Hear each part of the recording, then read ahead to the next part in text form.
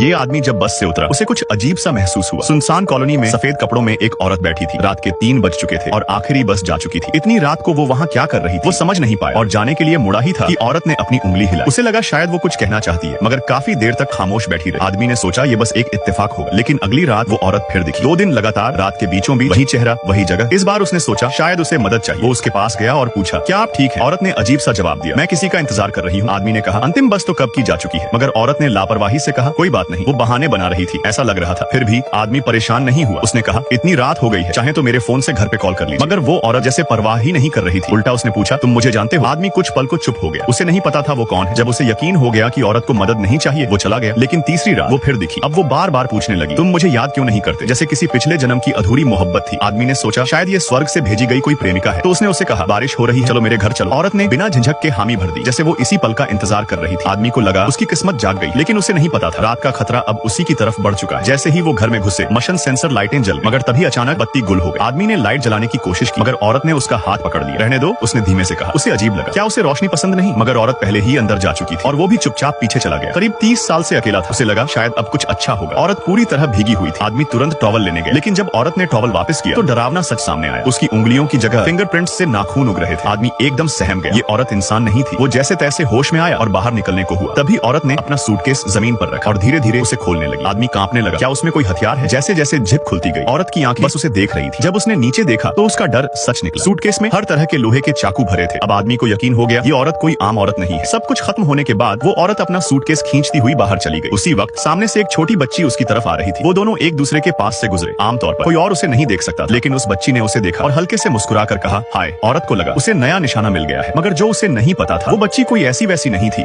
वो थी जिससे टकराना भारी पड़ेगा।